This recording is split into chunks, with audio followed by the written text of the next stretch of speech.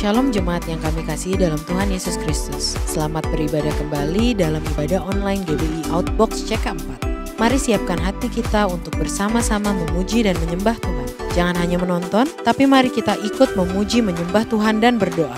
Hari ini pesan firman Tuhan akan disampaikan oleh Ketua BPH Sinode GBI, Pendeta Dr. Rubin Adi Abraham.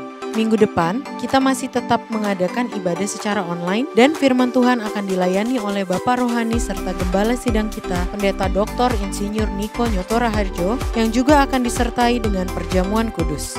Mari kita mengajak seluruh keluarga dan teman-teman kita untuk diberkati melalui ibadah online di YouTube channel Outbox Ministry.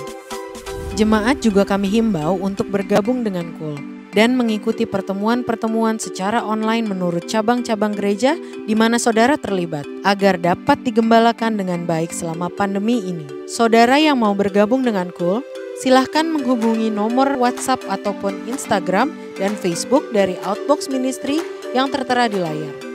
Jangan lupa untuk menabur persembahan kita di hadirat Tuhan dalam ibadah hari ini. Saudara dapat menabur di nomor-nomor akun gereja sesuai cabang gereja di mana saudara digembalakan. Atau saudara dapat mencatatnya dari deskripsi di YouTube channel ini. Kami terus mengingatkan jemaat Tuhan untuk selalu mengikuti protokol kesehatan yang dianjurkan oleh pemerintah. Kenakan masker jika keluar rumah, jaga jarak dan hindari kerumunan, serta seringlah mencuci tangan. Sebelum kita memuji dan menyembah Tuhan, mari kita bersama-sama mendeklarasikan Pentakosta ketiga sesuai dengan visi Tuhan bagi gereja kita.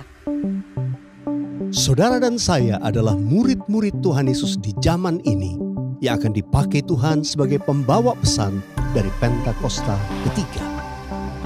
Pentakosta ketiga adalah pencurahan Roh Kudus yang dahsyat di zaman now, melebihi yang terjadi di Azusa Street. Pentakosta ketiga akan mengakibatkan penuaian jiwa yang terbesar dan yang terakhir sebelum Tuhan Yesus datang kembali.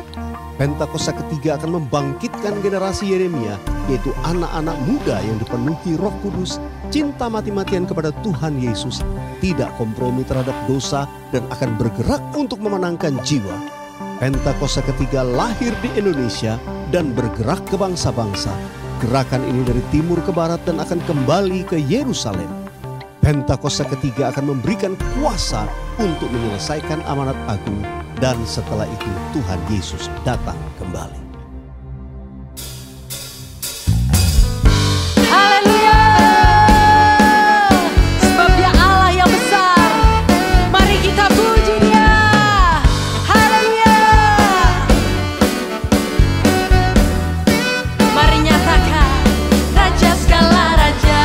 Pencipta segalanya, layaklah diagungkan selamanya.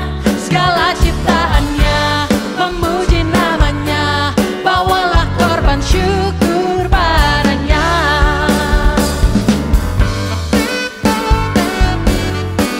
Engkau pencipta segalanya Tuhan, Raja segala raja, pencipta segalanya, layaklah diagungkan selamanya.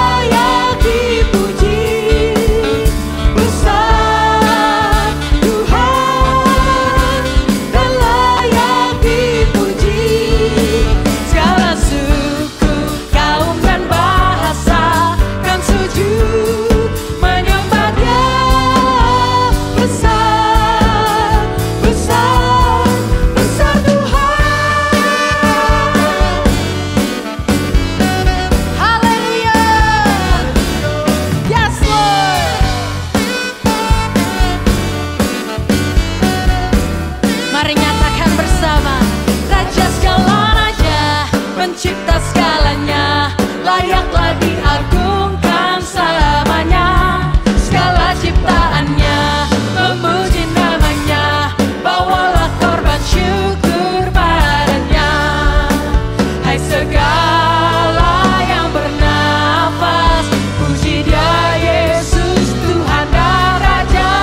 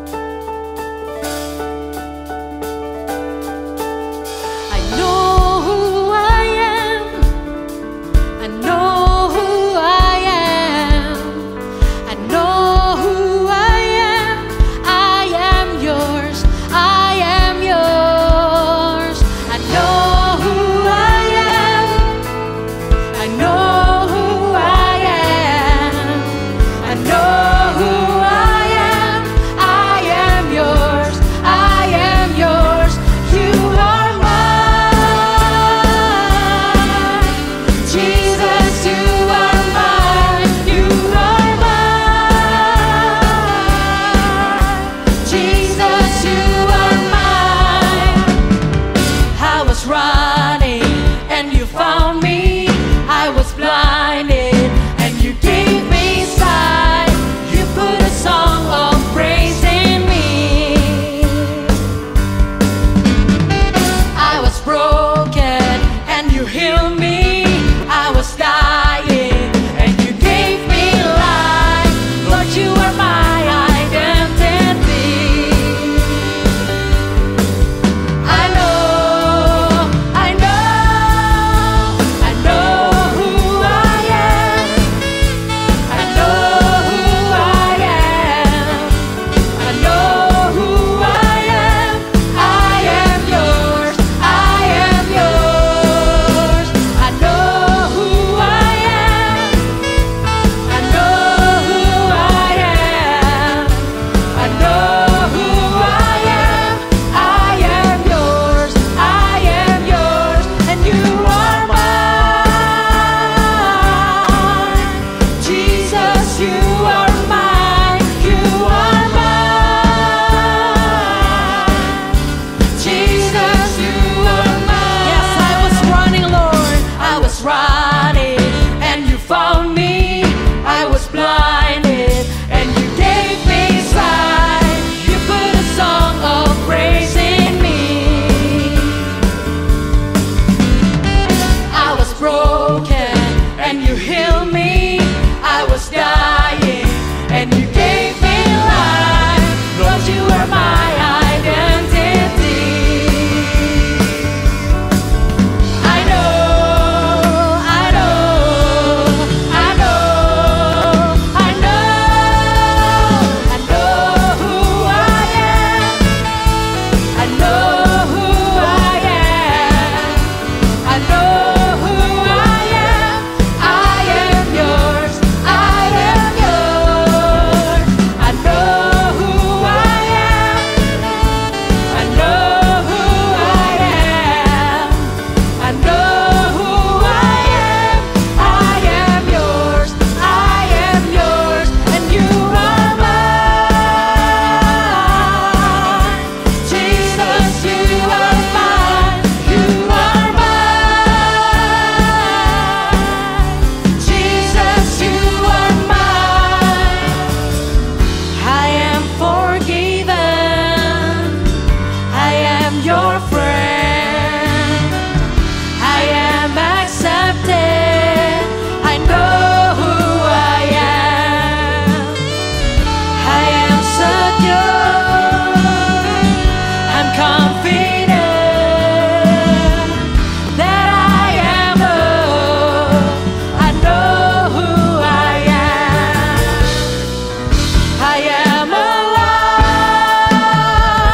I've been set free. I belong to you. You belong to me. Yes, Lord. I know who I am. I know who I am. I know who I am.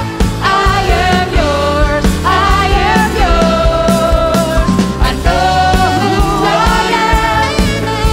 I know who I am. I know who I am. I am yours. I am yours. You are mine. Jesus, you are mine. You are mine. Yes, you are mine. Jesus, you are mine. Hallelujah. We belong to you, Jesus.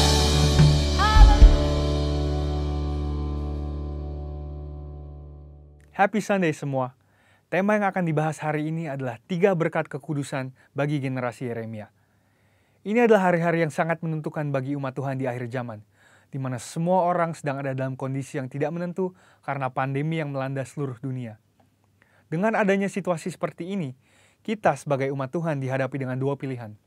Kita bisa menyerah kepada keadaan di sekeliling kita, atau kita bisa bangkit dan melakukan kehendak Tuhan pada zaman ini. Salah satu kehendak Tuhan pada zaman now adalah Dia akan membangkitkan sebuah generasi yang disebut sebagai generasi Yeremia. Ini adalah sebuah generasi anak-anak muda yang dipersiapkan untuk penuaian yang terbesar di akhir zaman ini.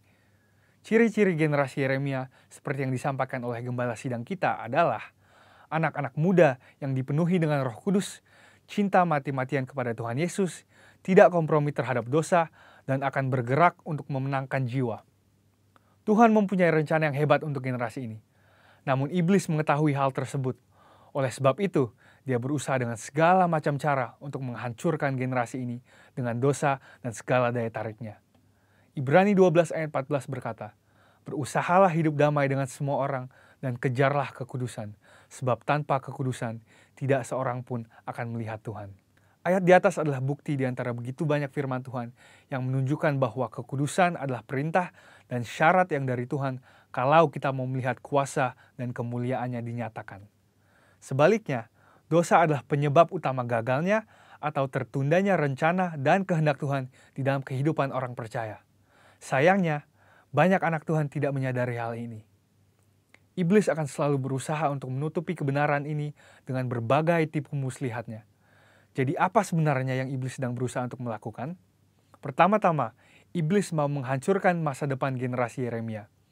Iblis memang tidak maha tahu, tetapi dia tentu mengetahui banyak hal. Dia mengetahui kekuatan dan kelemahan kita. Dan beberapa contoh senjata yang sering dipakai iblis melawan generasi muda adalah kekerasan, narkoba, imoralitas seksual, dan banyak hal lainnya. Lalu apakah yang terjadi ketika kehidupan generasi muda dikuasai oleh dosa? Yang pertama adalah hatinya menjadi keras. Hal pertama yang direbut iblis ketika seseorang hidup dalam dosa adalah hatinya. Sebab dosa menjauhkan kita dari Tuhan dan membuat kita dingin terhadap firman Tuhan. Kekerasan hati akan membuat kita susah untuk diajar dan dibentuk oleh kebenaran firman. Yang kedua adalah hidupnya tidak menjadi maksimal. Yohanes 15 ayat 5 berkata, "Akulah pokok anggur dan kamulah ranting-rantingnya. Barang siapa tinggal di dalam aku dan aku di dalam dia, ia akan berbuah banyak. Sebab di luar aku, kamu tidak dapat berbuat apa-apa." Kehendaknya adalah supaya kita hidup dalam segala kelimpahan, baik jasmani maupun rohani. Tetapi dosa menjauhkan kita dari semua itu. Tetapi pilihannya ada di tangan kita masing-masing. Mari kita menabur yang baik, maka kita akan menuai keberhasilan dan kebaikan bagi kemuliaannya. Yang ketiga adalah kebinasaan kekal. Dosa pada akhirnya akan membawa kita kepada kematian, yaitu hukuman yang kekal di neraka. Banyak orang sekarang bersembunyi di balik pengajaran yang berkata, "Sekali selamat, tetap selamat." Tetapi seperti yang dikatakan oleh firman Tuhan di Filipi 2 ayat 12, kita mempunyai tanggung jawab untuk mengerjakan keselamatan itu. Oleh sebab itu, bangunlah dan hidup dalam kekudusannya. Saudara, ada 3 berkat yang akan kita terima ketika kita memutuskan untuk hidup dalam kekudusannya.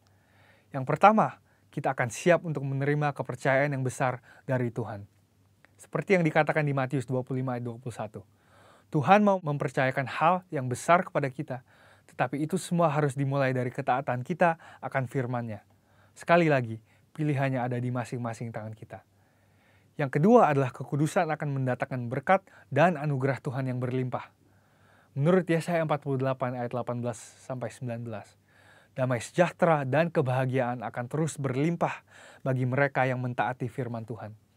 Ketika kita memilih untuk hidup dalam kekudusannya, maka berkat dan penyertaannya senantiasa melimpah dalam hidup kita, bahkan jauh sampai keturunan selanjutnya.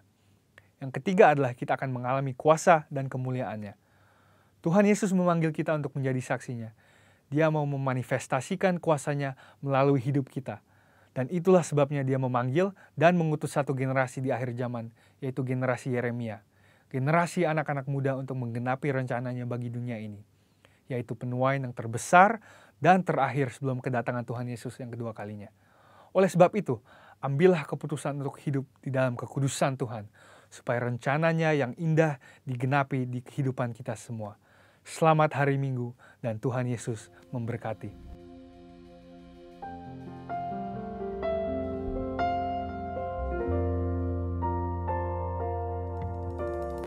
Yesus, kau sungguh baik. Yesus, namamu indah. Yesus, Ku cinta Kau selalu, ku tinggikan, ku agungkan selamanya. Yesus, Kau sungguh baik. Yesus, nama-Mu indah. Yesus, ku cinta Kau selalu, ku tinggikan, ku agungkan selamanya. Ku mau memuji-Mu, ku selalu puji-Mu. Ku mau menyembah-Mu, ku selalu sembah-Mu. Kau yang layak terima semua pujian, kemuliaan hanya bagi Tuhan. Ku mau memuji-Mu, ku selalu puji-Mu. Ku mau menyembah-Mu, ku selalu sembah-Mu. Kau yang layak terima semua pujian, kemuliaan hanya bagi Tuhan. Mari nyatakan saudara. Yesus, Kau sungguh baik. Yesus, nama-Mu indah. Yesus, ku cinta Kau selalu, ku tinggikan, ku agungkan selamanya. Ku mau memuji-Mu, ku selalu puji-Mu.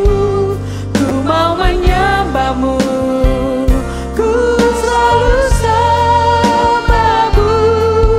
Kau yang layak terima semua pujian, kemuliaan hanya bagi Tuhan.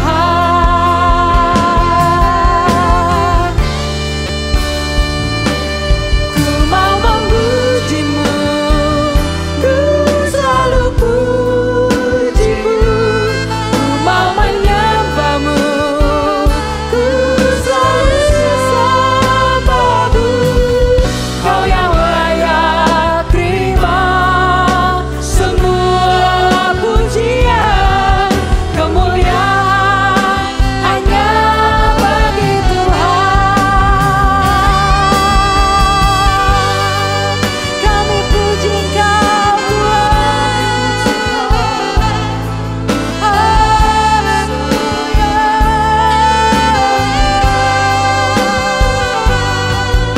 Engkau tinggikan Tuhan. Haleluya. Oh ya rala syakara lama ya rala barala barala barala barala syakara la barala barala barala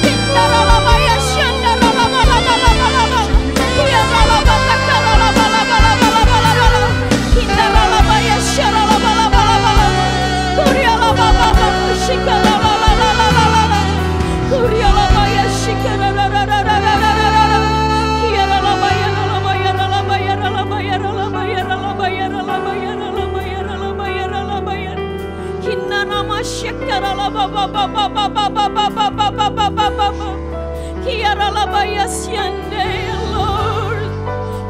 Maya Shikara bala bala bala. Haleluya, haleluya, haleluya. Biarlah setiap kami Tuhan di rumah-rumah Tuhan di mana kami berada, terus kami menaikkan syukur pujian padamu Tuhan. Kami memuji dengan segenap hati kami Tuhan. Biarlah puji-pujian menyenangkan hati Tuhan itu keluar dari mulut kami, dari hati kami Tuhan. Terima kasih Tuhan Yesus. Kami tahu siapa kami di dalam Tuhan. Kami tahu kami pemenang lebih daripada pemenang Tuhan. Terima kasih Tuhan untuk ibadah-Mu Tuhan Yesus hari ini. Terima kasih Tuhan untuk perkenanan-Mu bagi setiap kami Tuhan hari ini. Terima kasih untuk penyertaan perlindungan-Mu yang senantiasa sempurna buat kami Tuhan. Kami berdoa Tuhan, kami sepakat di dalam nama Tuhan Yesus. Kami memberkati bangsa kami Tuhan. Kami memberkati Indonesia Tuhan. Kami bernyanyi dan memuji di bangsa kami Indonesia. Biar setiap lutut bertelut, setiap lidah mengaku Tuhan, Engkau Yesus Allah dan Juru Selamat setiap kami Tuhan. Biarlah kemerdekaan sungguh ada di bangsa kami Indonesia Tuhan. Biarlah kesembuhan sungguh terjadi di bangsa kami Tuhan. Kami mau katakan Tuhan, bangsa Indonesia disembuhkan dalam nama Yesus Tuhan. Terima kasih untuk hujan awal, hujan akhir yang Tuhan curahkan. Kami percaya ini waktu-Mu Tuhan. Kau bangkitkan generasi yang terbesar di bangsa kami. Generasi yang cinta mati-matian akan Tuhan. Anak-anak muda yang dipakai oleh Tuhan. Di generasi ini Tuhan untuk menyatakan kemuliaan-Mu. Api Pentakosta yang Kau curahkan atas Indonesia. Dicurahkan atas setiap anak-anak muda. Dipakai sebagai berkat atas bangsa-bangsa. Untuk menyatakan kemuliaan Tuhan. Untuk dijadikan terang Tuhan. Terima kasih Tuhan Yesus. Terima kasih untuk Indonesia. Terima kasih untuk anak-anak muda. Terima kasih untuk kesembuhan. Terima kasih untuk tangan Tuhan di Indonesia. Terima kasih Tuhan, kami percaya Tuhan bahwa angka kesembuhan akan semakin hari semakin besar Tuhan. Bahkan kesembuhan terjadi atas setiap yang sakit saat ini dalam nama Tuhan Yesus. Mujizat yang tak lazim dikerjakan di dalam nama Tuhan Yesus. Di setiap rumah-rumah sakit, di setiap semua tempat-tempat di mana mereka yang sakit Tuhan, kesembuhan terjadi saat ini dalam nama Tuhan Yesus. Terima kasih Tuhan Yesus. Kami percaya Tuhan, bangsa kami sudah dipulihkan. Bangsa kami sudah terima kesembuhan. Bahkan Kau mengurapi pemerintahan bangsa kami. Kau mengurapi Pak Jokowi, Pak Maruf Amin, setiap semua kabinet kerja. Yang tertinggi hingga yang terendah Tuhan. Bahkan setiap pulau-pulau provinsi yang ada Tuhan. Engkau lawat Tuhan. Engkau lawat Tuhan. Berkati kesejahteraan atas bangsaku. Berkati Tuhan keluarga demi keluarga Tuhan. Kesejahteraan apa yang mereka perlu pakai, minum Tuhan. Engkau menyediakan Tuhan Yesus. Terima kasih juga Tuhan untuk gembala sidang kami Tuhan. Terima kasih Tuhan, Kau berkati, Kau urapi Tuhan Paniko bersama keempat wakilnya. Kau juga urapi gembala jika kami Pastor Welyar Kauntu dan Pastor Maulin Tuhan. Terima kasih Tuhan. Berkati urapi juga setiap gembala-gembala cabang yang ada. Urapi satukan hati Tuhan. Di dalam pengurapan-Mu Tuhan. Biarlah kerajaan Tuhan tegak atas Indonesia. Kerajaan yang tidak tergoncangkan atas Indonesia ya Bapa. Hindarama syikara bala bala bala bala bala bala bala bala bala bala bala bala. Biarlah gereja Tuhan dibangkitkan. Gereja Tuhan bersepakat satu sama lain. Menjadi berkat, menjadi garam dan terang Tuhan. Terima kasih Tuhan Yesus. Terima kasih Bapa Allah Roh Kudus. Terima kasih, kami serahkan semuanya ke dalam tangan Tuhan. Di dalam nama Tuhan Yesus. Amin. Saudara yang ada di rumah-rumah, saat memuji menyembah Tuhan, percayalah hadirat Tuhan itu turun dan melawat saudara. Asal kita responi, asal kita ikut menyembah, kita ikut berdoa, kita tidak hanya menonton, tapi saya berdoa ada lawatan Tuhan terjadi di rumah-rumah. Yang percaya katakan amin. Saudara dikasih Tuhan, ada nomor WhatsApp yang khusus untuk menampung setiap pokok doa. ada juga baik Instagram atau Facebook, semua sosial media, di mana jemaat Tuhan bisa direct message untuk apa yang menjadi pergumulan saudara, atau beban doa. Saya percaya hari-hari ini ada banyak yang sedang bergumul. Tentu kami hamba-hamba Tuhan dan juga para pendoa akan terus mendoakan jemaat Tuhan. Saya percaya ada banyak kesembuhan terjadi. Saya selama beberapa minggu terakhir ini banyak berdoa, mendoakan mereka melalui sosial media. Dan ada banyak memberikan kesaksian kesembuhan. Saya percaya hari-hari ini ada mujizat di rumah-rumah saudara. Mari angkat tanganmu sekali lagi. Bapa, biarlah mereka yang mengalami kesusahan, masalah finansial karena pekerjaan, yang kehilangan pekerjaan, sedang berdoa untuk pekerjaan. Mujizat terjadi. Tuhan buka pintu untuk pekerjaan mereka. Tuhan, tidak ada jemaat yang kekurangan dan tidak bisa makan. Semuanya ditolong oleh Tuhan. Orang-orang tua sampai anak-anak bayi yang menyusu dipelihara dalam tangan-Mu Tuhan. Terima kasih, terima kasih, terima kasih. Berkati umat-Mu juga yang menabur. Mereka yang memberikan persembahan baik persepuluhan maupun persembahan-Mu, mereka pasti diberkati Tuhan. Karena apa yang mereka tabur itu akan mereka tuai. Tuhan berkati setiap jemaat-Mu yang mengasihi Kau, yang mencari wajah-Mu. Mereka menemukan pertolongan daripada-Mu. Terima kasih Tuhan, terima kasih. Dalam nama Tuhan Yesus sama-sama katakan amin, amin, haleluya. Sudah dikasih Tuhan, hari ini firman Tuhan kita akan dilayani oleh hambanya. Beliau adalah ketua sinode dari GBI yang saat ini menjabat. Dan tentunya beliau juga terus menjadi berkat buat kita di CK4. Kita sama-sama akan diberkati oleh hambanya Bapak Pendeta Dr. Rubin Adi Abraham. Terima kasih Pak Rubin untuk pelayanannya. Haleluya. Sebelum kita dengarkan firman Tuhan, mari kita angkat hati kita, buka hati kita untuk memuji, menyembah Tuhan sekali lagi. Engkau Allah yang kudus.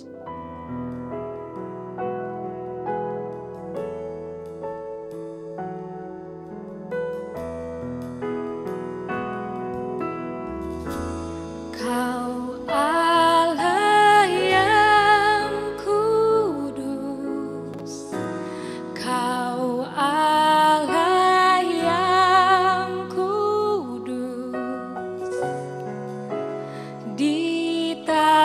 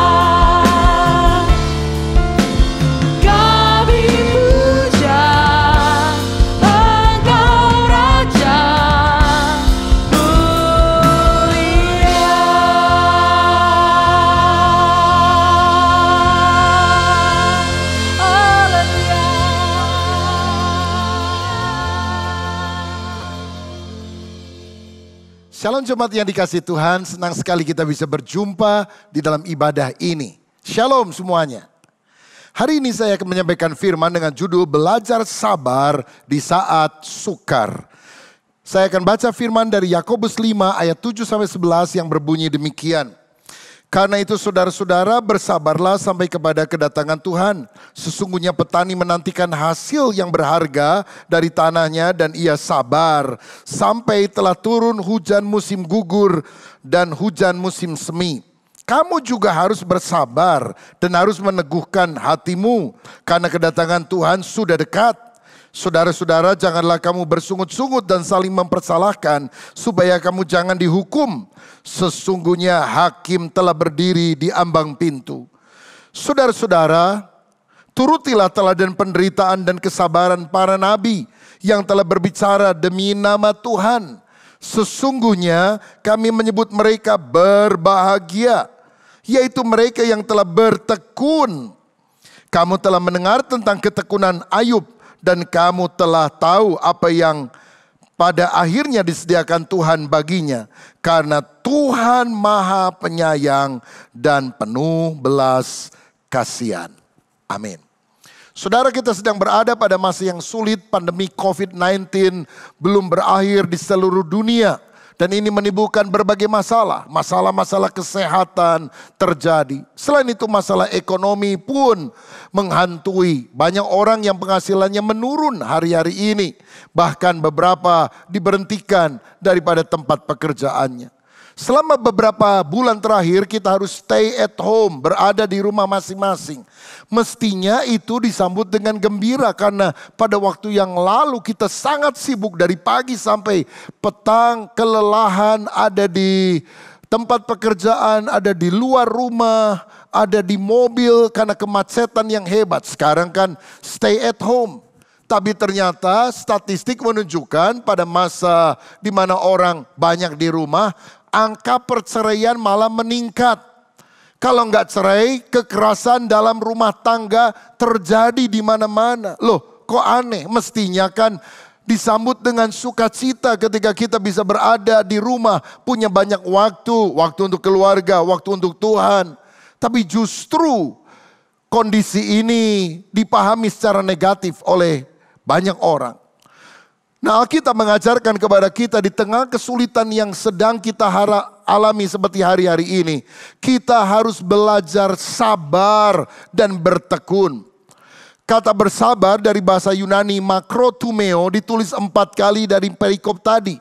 Dan kata bertekun dari kata Yunani hupomone ditulis 2 kali.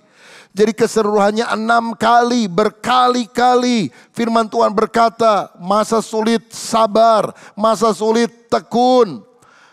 Kalau firman Tuhan ngomong sekali kita harus perhatikan, apalagi 2-3 kali, ini sampai 6 kali. Berarti kesabaran dan ketekunan adalah karakter yang Tuhan inginkan untuk kita miliki pada masa sulit ini. Tuhan mau kita bertumbuh di dalam kesabaran, belajar sabar di saat sukar. Saya membaca dari Kamus Besar Bahasa Indonesia, kata sabar itu berarti tahan menghadapi cobaan. Tidak lekas marah, tidak lekas putus asa, tidak lekas patah hati. Sabar berarti tabah. Sabar juga berarti tenang, tidak tergesa-gesa, dan tidak terburu nafsu. Saudara sekalian, ini adalah kualitas karakter seorang yang matang, dewasa di hadapan Tuhan. Kesabaran itu sesuatu yang harus ada di dalam hidup kita. Mengapa? Yang pertama, karena sifat Allah adalah panjang sabar. Keluaran 34 ayat 6 menyatakan hal itu. Allah kita adalah Allah yang panjang sabar, penuh kasih karunia dan setia kepada umatnya. Dan kalau kita anak Tuhan, kita juga harus punya karakter seperti Bapa Surgawi. Yang kedua, kita harus sabar karena kesabaran adalah sifat yang terpuji. Amsal 16 ayat 32 berkata, orang yang sabar melebihi seorang pahlawan. Orang yang menguasai dirinya melebihi orang yang merebut kota. Saudara, pahlawan itu adalah orang yang bisa mengalahkan musuh. Tapi orang yang sabar lebih hebat daripada pahlawan. Karena musuh terbesar bukan orang lain. Musuh yang terbesar adalah diri kita sendiri. Hawa nafsu yang harus kita tundukkan. Dan orang yang ulet, tabah, sabar, gigih adalah orang yang benar-benar lebih hebat daripada pahlawan. Karena karakternya dipuji oleh Tuhan. Lagi pula menurut Alkitab Galatia 5 ayat 22 sampai 23. Salah satu buah roh adalah kesabaran.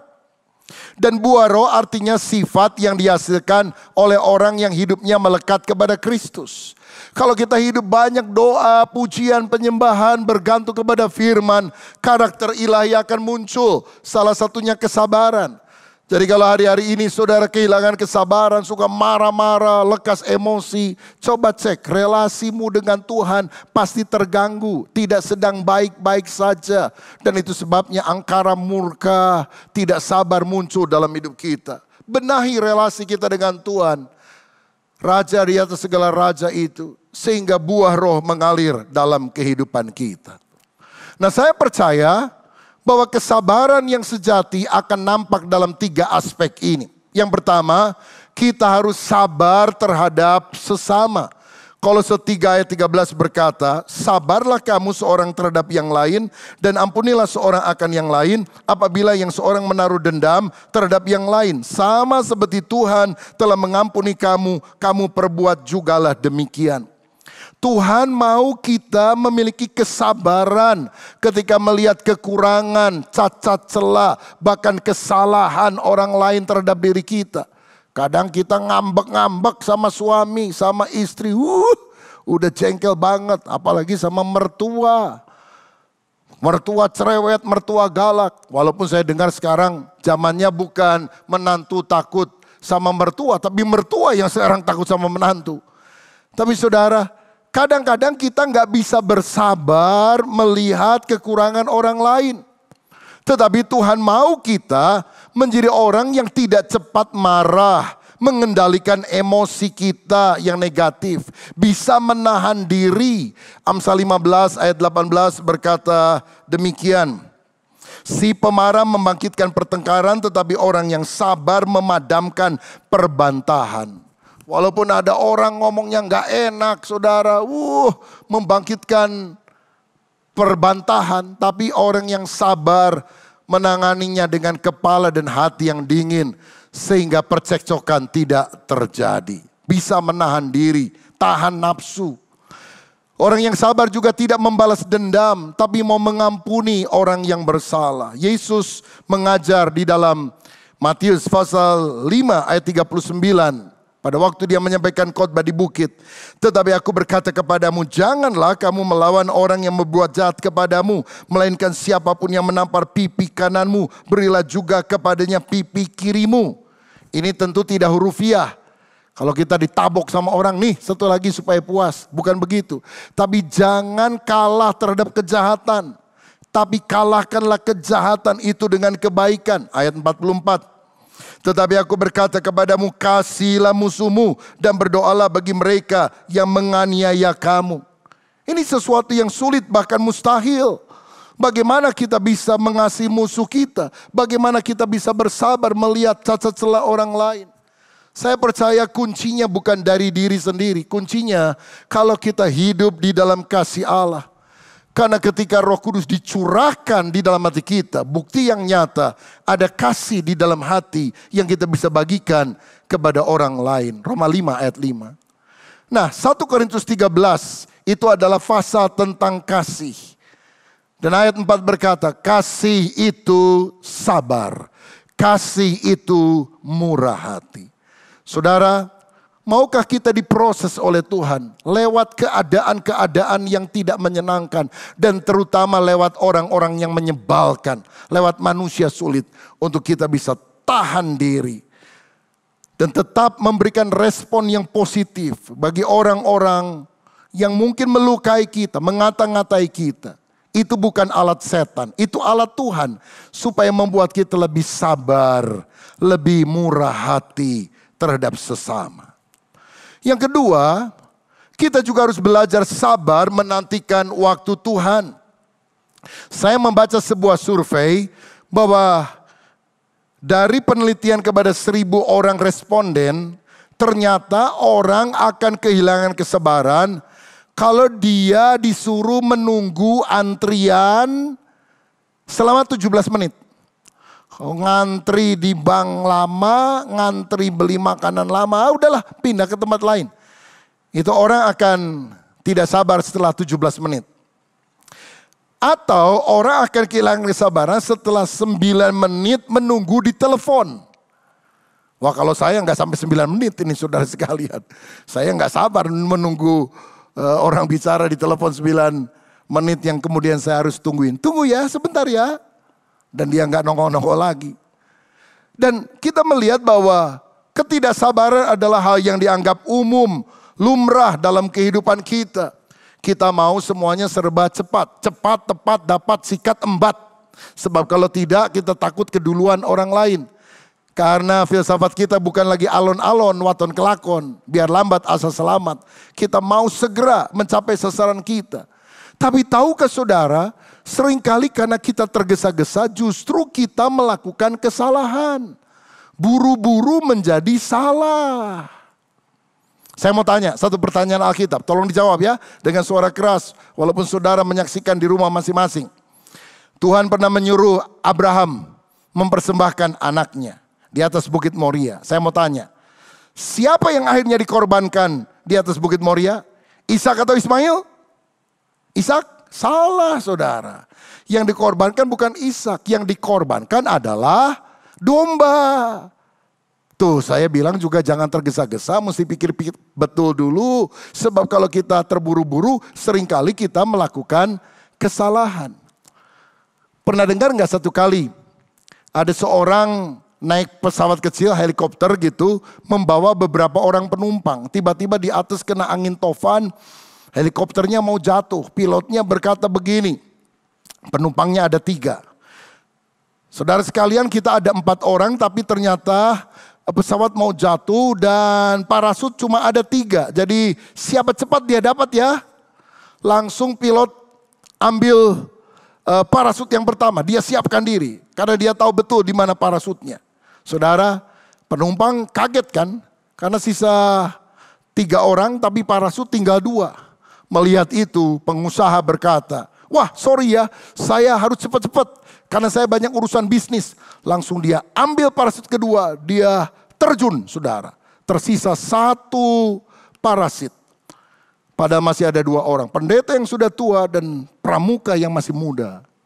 Dan pendeta tua itu berkata, anak muda ambillah parasut yang terakhir, terjunlah ke bawah, jumpai bapakmu di bawah, aku ketemu bapakku yang di sorga saja. Tapi anak muda ini berkata, tenang Pak Pendeta, kita berdua akan selamat. Karena yang diambil tadi oleh pengusaha itu salah, terlalu terburu-buru dia. Dia bukan ambil parasut Pak, dia ambil ransel pramuka saya. Dia terjun bebas ke bawah. Saudara, betapa kita harus memiliki hati yang berjaga-jaga supaya tidak gampang terburu-buru nafsu. Sebab kita akan mengalami kesalahan. Nah, saya yakin kalau kita ingin menerima janji berkat Tuhan yang Dia siapkan, kita harus punya iman. Tapi selain iman ada satu unsur yang Alkitab katakan, yaitu kesabaran. Orang yang sungguh-sungguh beriman akan sabar. Orang yang sabar menunjukkan bahwa dia beriman. Ibrani 6 ayat 12 berkata demikian. Agar kamu jangan menjadi lamban tetapi menjadi penurut-penurut mereka yang oleh iman dan kesabaran mendapat bagian dalam apa yang dijanjikan Allah. Ayat 15. Diberi contoh Abraham yang menantikan janji Tuhan bahwa dia akan mendapatkan anak yaitu Ishak. Abraham menanti dengan sabar dan dengan demikian ia memperoleh apa yang dijanjikan kepadanya. Seringkali kita nggak sabar, aduh lama bener ini COVID nggak pergi-pergi, kapan ya perginya? Saya udah bosen di rumah nggak bisa kemana-mana. Tapi tahukah saudara, ada dokter yang ingin istirahat di rumah, tapi karena jumlah tenaga medis makin berkurang, jumlah dokter juga beberapa yang meninggal. Dan kalau dia pulang ketemu anaknya yang mungkin masih kecil, dia takut menularkan virus yang ada. Dia nggak bisa pulang ke rumahnya. Oh, betapa kita harus belajar bersabar. Kita teriak, Tuhan kapan waktunya pandemi ini berlalu? Tuhan tampaknya tidak jawab karena Tuhan sedang memproses sesuatu yang lebih berharga dalam hidup kita. Bukannya soal cepet-cepetan. Tapi apakah karakter Kristus, hupomone, makrotumeo, kesabaran, keuletan, kegigihan, ketangguhan ada dalam hidup kita atau tidak? Pengkhotbah 3 ayat 11 berkata, He makes all things beautiful in His time. Dia membuat segala sesuatu indah pada waktunya. Tuhan tidak pernah tergesa-gesa karena sebetulnya dia sedang memproses kita untuk menjadi lengkap, utuh, tak kekurangan suatu apapun. Seperti ibu kalau melahirkan anak kan harus mengandung dulu 9 bulan lebih. Ada ibu yang gak sabar, aduh Tuhan 9 bulan kelamaan, udah 9 hari saja. Atau udah 3 bulan saja, minta dioperasi sesar. Keluar bayinya, mati saudara sekalian. Ada proses.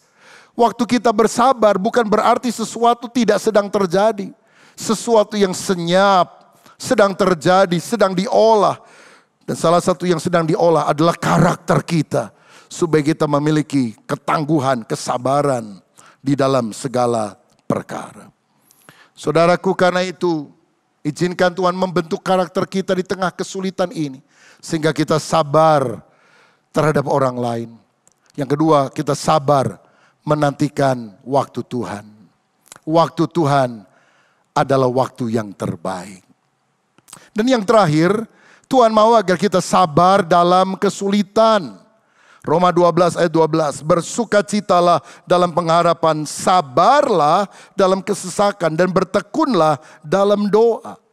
Tuhan mau kita sabar dalam kesesakan, artinya tabah, tidak cepat berputus asa di dalam tantangan, pencobaan, masalah yang sedang kita alami.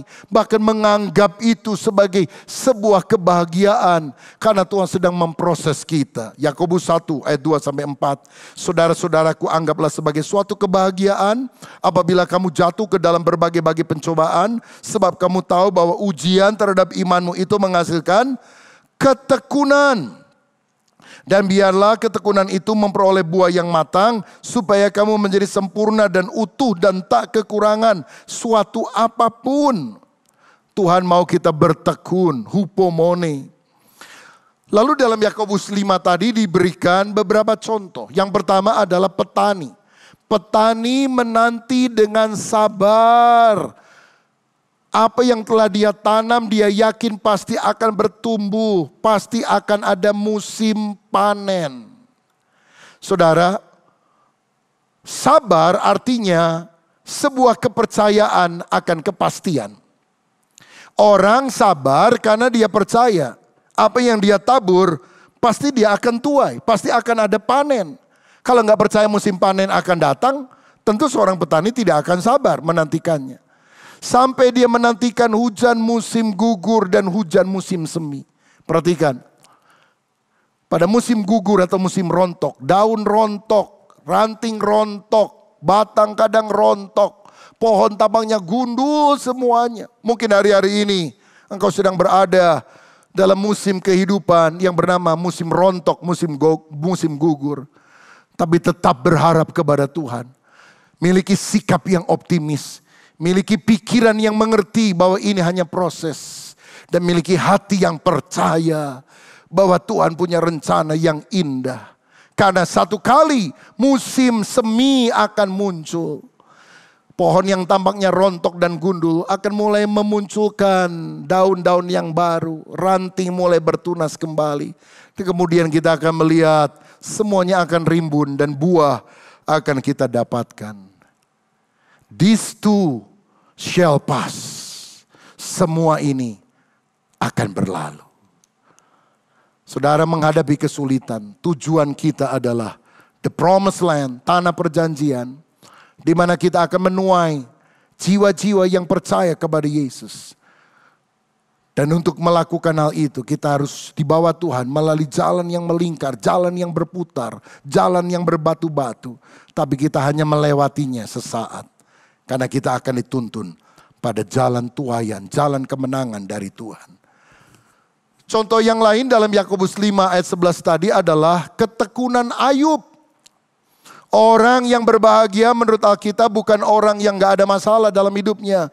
Yang mobilnya bagus, yang rumahnya mewah. Orang yang berbahagia dengan kebahagiaan sejati adalah orang yang bertekun seperti Ayub.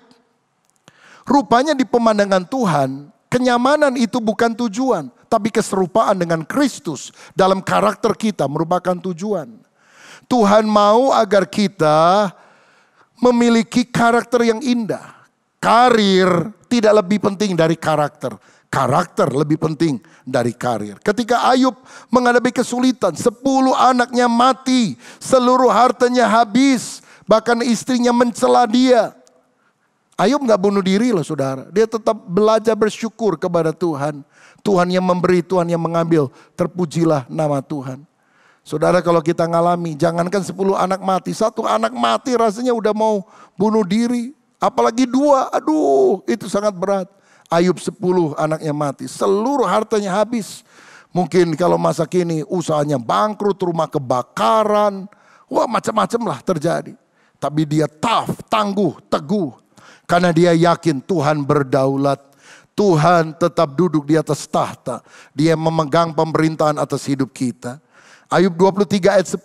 Karena ia tahu jalan hidupku. Seandainya ia menguji aku akan timbul seperti emas. Emas yang murni akan diuji dengan api. Saudara tahu berapa titik lebur emas? Bukan 100 derajat Celcius. Itu titik didih air. Tapi titik lebur emas adalah 1064 derajat Celcius. Pada waktu itulah logam yang kurang mulia seperti perak, tembaga yang melekat pada emas akan lepas. Dan yang dicedok artinya adalah emas yang murni. Kesulitan yang akan memisahkan barang yang bernilai tinggi dan barang yang tidak bernilai. Kesulitan juga membuat kita menjadi orang-orang yang berkenan kepada Tuhan. Dan bukan menjadi orang-orang yang memiliki karakter yang tidak baik yang akan dibuang.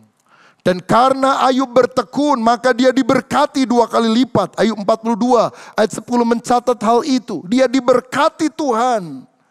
Sehingga akhirnya bukan hanya berkat jasmania yang dia terima. Anaknya juga dia punya anak 10 lagi yang lain. Tapi dia kemudian menjadi teladan yang luar biasa.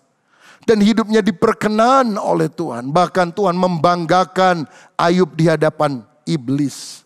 Oh betapa luar biasanya kalau kita menjadi orang yang dipuji oleh Tuhan. Kamu lihat anakku yang satu, hebat, luar biasa. Aku suka dengan dia. Well done, good and faithful servant. Bukankah itu yang kita rindukan ketika kita berjumpa dengan Tuhan? Tuhan puas dengan kita karena karakter kesabaran. Apa hasil kesabaran atau apa ganjaran kesabaran menurut firman Tuhan? Mahkota kehidupan. Yakobus 1 ayat 12. Berbahagialah orang yang bertahan dalam pencobaan. Sebab apabila ia sudah tahan uji, ia akan menerima mahkota kehidupan. Yang dijanjikan Allah kepada barang siapa yang mengasihi dia. No cross, no crown. No pain, no gain. Tidak ada mahkota tanpa salib. Tidak ada kemenangan, keuntungan tanpa kesulitan yang kita hadapi. Pahlawan selalu muncul pada waktu perang sedang berlangsung. Saudara, bertekunlah. Mahkota kehidupan Tuhan janjikan pada waktu Yesus datang kembali. Kapan dia datang? Kita tidak tahu waktunya. Tapi Alkitab berkata dia datang segera. Tuhan tidak lama lagi akan segera datang. Kalau Tuhan belum datang, mungkin kita yang datang duluan sama Tuhan. Karena kan kita nggak tahu kapan hidup ini akan berakhir. Mari kita belajar bersabar dan bertekun. Sebab orang yang tidak sabar, orang yang bersungut-sungut, orang yang saling mempersalahkan satu dengan yang lain, menurut Yakobus 5 ayat 9 akan dihakimi. Lihat, hakim sudah berdiri di depan pintu. Dia akan memberikan pahala bagi orang yang punya karakter ilahi. Tapi dia akan menghukum orang-orang yang bersungut-sungut, ngomel, menyalahkan Tuhan, menyalahkan orang lain, ribut. Seperti hamba yang ditinggal oleh tuannya pergi ke luar negeri. Wah, ribut satu dengan yang lain. Tiba-tiba tuannya itu datang dan dia akan menghukum hamba-hamba yang demikian. Biar kita hidup di dalam kasih, kebenaran, sabar terhadap sesama manusia. Sabar menantikan waktu Tuhan dan sabar tabah di dalam kesulitan. Kiranya Tuhan memberikan kekuatan kepada kita mengarungi masa-masa yang sukar ini. Tuhan Yesus memberkati. Amin. Haleluya, saya percaya jemaat Tuhan kita semua diberkati pada ibadah online hari ini. Terima kasih untuk hambanya Bapak Pendeta Rubin Adi Abraham, terus dipakai Tuhan luar biasa, kita doakan. Nah jemaat yang dikasih Tuhan, jangan lupa minggu depan ibadah kita masih diadakan secara online. Jadi saudara di rumah-rumah ajak keluarga bersama-sama, lebih indah kalau bersama-sama kita menyaksikan dan berkat Tuhan pasti atas seluruh keluarga. Dan minggu depan kita juga mengadakan perjamuan kudus yang akan dilayani oleh Bapak Rohani kita, Gembala Sidang, Bapak Pendeta Dr. Insinyur Niko Nyoto Raharjo. Nah saudara tentu disertai juga dengan perjamuan kudus. Jadi siapkan roti dan anggur atau sirup berwarna merah untuk kita melakukan perjamuan kudus bersama-sama. Memang selama masa pandemik ini kita perlu lakukan 2 kali sebulan perjamuan kudus. Saya percaya ada breakthrough, ada berkat Tuhan yang luar biasa atas setiap keluarga. Mari buka hati saudara untuk terima doa berkat. Naikkan pujian ini bersama-sama. Kau Allah yang besar, ajaib dan mulia. Kau Yesus yang selalu membuatku terpesona.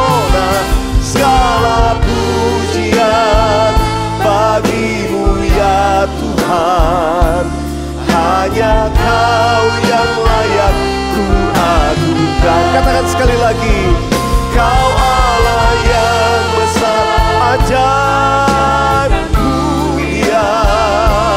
Kau Yesus yang selalu membuatku terpesona. Segala pujian bagimu ya Tuhan. Hanya Kau yang layak ku agungkan. Hanya Kau yang layak ku agungkan. Katakan sekali lagi. Hanya Kau yang layak ku agungkan.